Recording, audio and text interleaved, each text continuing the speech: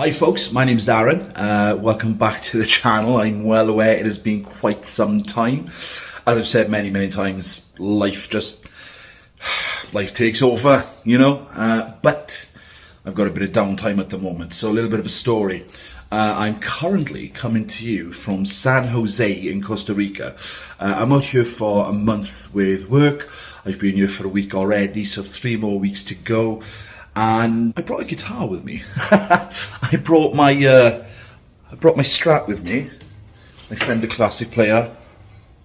I took the neck off and put it in the suitcase. So I wanted to do that because I don't like going without playing for very long, and I knew I'd have a bit of downtime here and there, so I just wanted something to do and play guitar. But I searched for about 2, maybe 3 months for a solution to be able to sort of amplify the guitar, maybe listen to music and do both. And I came across this. Many of you know it, many of you have seen it. This is the Positive Grid Spark Go. It's a Bluetooth speaker as well. Very basic in terms of the controls, becomes the really cool app. So this video is just basically going to be like a little does it travel review. Because I bought it specifically to travel with, because I'm coming back out to Costa Rica in November, and I'll be bringing my guitar again. So I've been practicing in my downtime, putting some songs on Bluetooth and playing along. I've got a few thoughts about it. The reviews online have been really good, but this is an actual sort of travel episode, if you will, to see if it travels. And size-wise, yes, but we'll get into that in a little bit.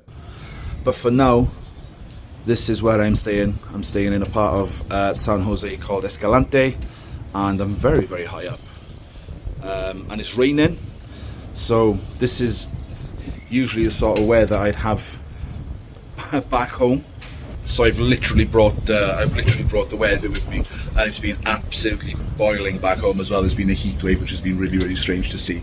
So yeah, I've brought the weather with me, and it's actually been quite comfortable. So yeah, this is going to be one of those demos or one of those videos I should say, where I haven't really got any editing software. I've got my MacBook with me, but all my transitions and stuff are on my Mac in the house back home in South Wales. So this is just going to be a basic camera audio, which I think is going to be better for the Spark Go, because you're going to want to hear what it sounds like in the room.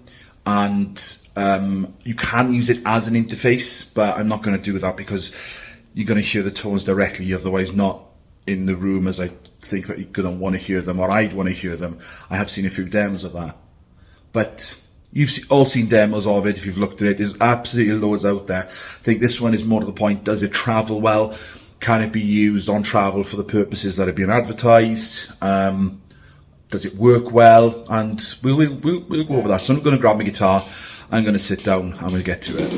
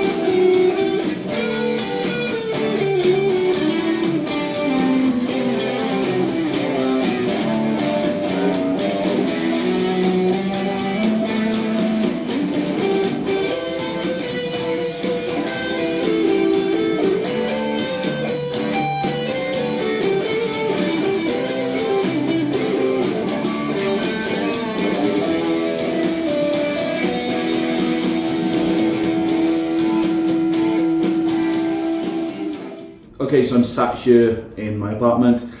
This is the Positive Grid Spark Go. Now, a couple of good things first of all.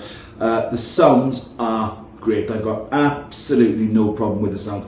The app is great. It's easy to make some sounds. You can create 4 separate presets, and there's a tone cloud as well, but we're not going to get into all of that because you guys already know all of that. The one thing I have found with this is when I'm playing music via Bluetooth and playing over it, it's almost as if that small little speaker is overloading very, very quickly. One way I have sort of found to compensate for it is changing the EQ on the music that I'm playing.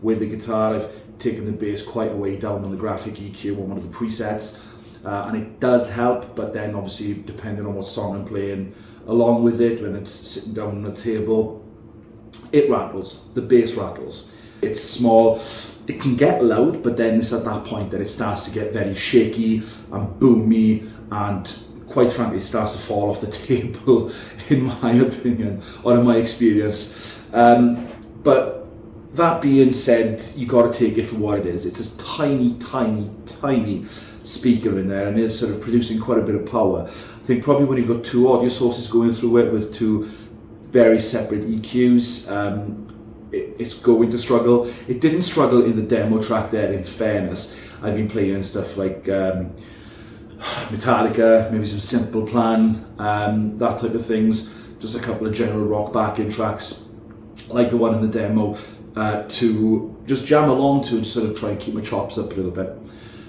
So that's pretty much sort of like the downside of it. Upsides of it, that's, like I said, the sounds are great, it's really functional, it's small, it's light, look at it, next to my head. That's crazy how Positive Grid sort of managed to do that. I did look at other options. I looked at things like the Nux or NUX, I looked at a Black Star, I looked at the Katana, but I think this one suited my needs the best for travelling, and taking it 5,500 miles away from home. It doesn't weigh an awful lot in my luggage, so that's a massive, massive bonus. But just thinking back to one of the drawbacks of it, even though it's got an awful lot of power, there is a struggle to try and find a balance between the volume of the music and the volume of the instrument.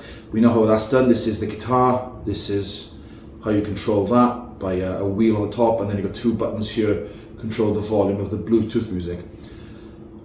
Because of the level coming from the music or the guitar, and you've got to try and balance it, you can still hear the strings on the guitar, and not going through there. So, for example,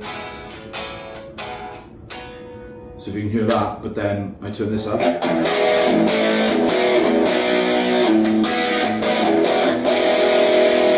you can still sort of hear it. I don't know if it's coming across on the camera, but I can still hear, I can still hear this over this slightly. It's not too distracting, but it is a little bit of a drawback. But like I said, it sounds great, it's light, it's incredibly portable, seems very durable with all this rubber sort of casing on it, and it travels very, very well. It's doubled up as a Bluetooth speaker for me, as well as a guitar amp, and to be honest, I think I do recommend it. Does it travel? Yes, it does. But yeah, I would recommend it for the sake of £129, I think I paid for it.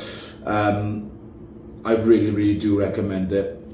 The sounds are great, the app is great, it's easy to connect to, it's easy to create those sounds, add 4 separate presets. So these actually, apart from one of the presets that came in it, so we've got a clean,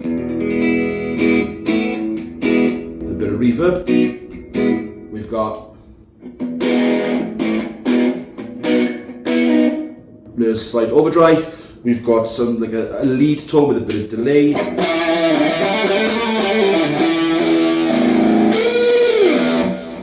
The delay there, and you've just got a nice high gain.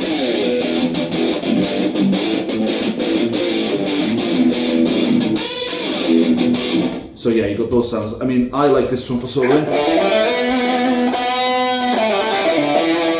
And then to clean it up,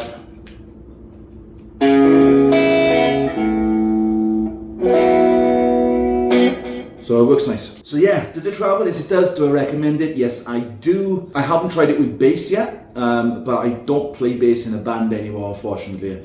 I play guitar for a band now. So the bass hasn't been picked up properly for quite some time, but when I get back home to the UK, I'll do a bass follow-up on this video. Thanks very much for watching this video, guys, and thanks again for the continued support, all the comments. I'm getting new subscribers every week, and I really, really appreciate it. I do apologise for not doing content as much with all the interactions I have on and off YouTube.